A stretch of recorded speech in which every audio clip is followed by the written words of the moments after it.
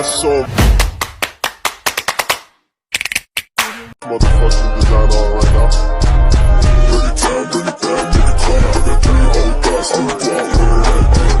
Pada video ini, saya akan memaparkan beberapa poin mengenai bisnis global.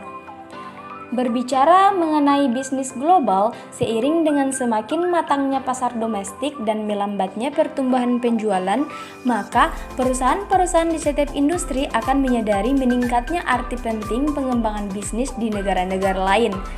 Selain perluasan pasar, penyebaran produk, meningkatkan citra perusahaan dengan merek yang dikenal di pasar global, juga meningkatkan omset perusahaan.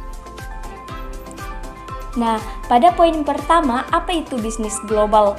Jadi, bisnis global adalah kegiatan bisnis yang melampaui dan melewati batas-batas sebuah negara serta terkoneksi sedunia pada level kultural, politik, dan ekonomi dengan menghilangkan hambatan-hambatan komunikasi dan perdagangan. Bisnis internasional membuat perekonomian dunia menjadi sistem tunggal yang saling bergantung satu dengan yang lainnya.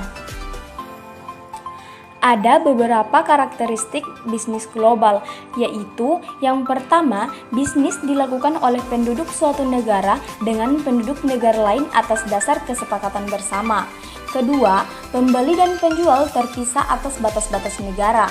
Ketiga, barang harus dikirim atau diangkut dari suatu negara ke negara lainnya harus mengikuti dan memenuhi persyaratan peraturan pabean yang berlaku di masing-masing negara.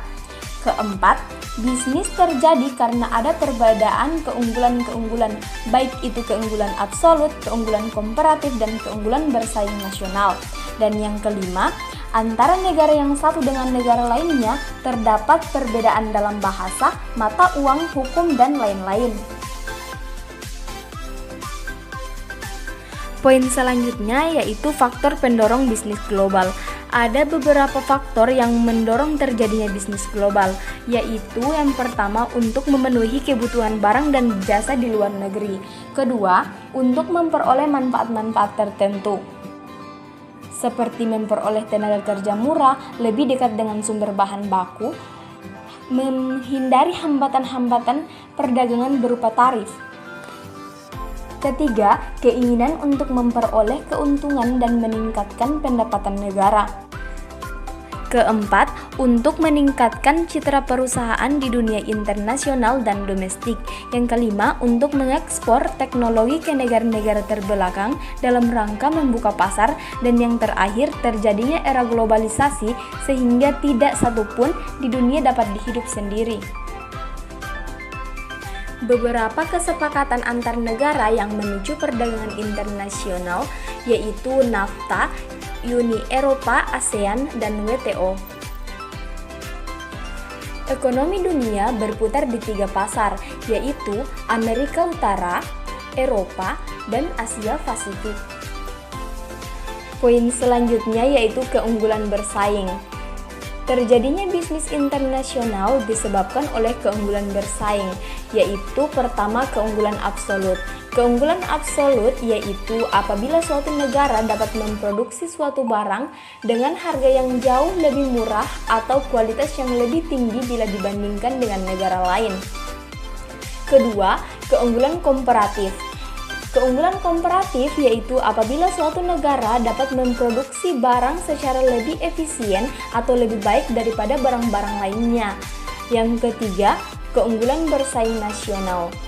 Keunggulan bersaing nasional yaitu keunggulan yang berakar dari kombinasi faktor tenaga kerja, modal, kewirausahaan, sumber daya fisik, sumber daya informasi, kondisi permintaan, industri terkait, industri pendukung, strategi, struktur, dan persaingan.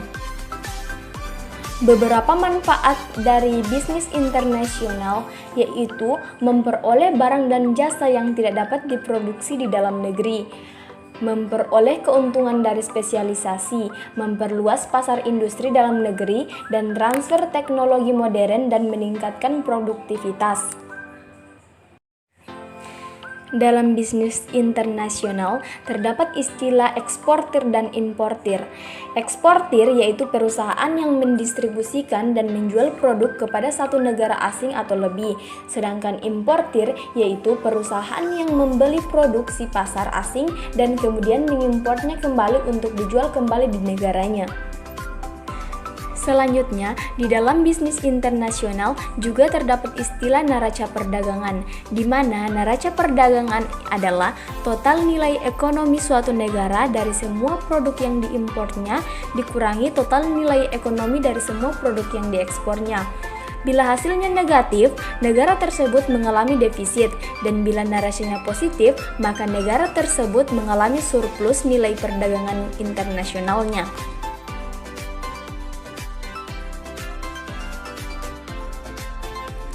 Selanjutnya, di dalam perdagangan internasional juga terdapat hambatan-hambatan. Secara umum, ada dua jenis hambatan perdagangan internasional, yaitu hambatan tarif dan hambatan non-tarif. Hambatan tarif seperti pajak, impor, pajak ekspor, dan lain-lain. Sedangkan hambatan non-tarif contohnya seperti pembatasan spesifik atas perdagangan cukai dan produksi masuk administratif, standar, partisipasi pemerintah dalam perdagangan, dan lain-lain. Selain itu, terdapat juga hambatan-hambatan lain seperti perbedaan sosial dan budaya, perbedaan ekonomi, perbedaan hukum dan politik, embargo, tarif, peraturan kandungan lokal, proteksi, dan subsidi.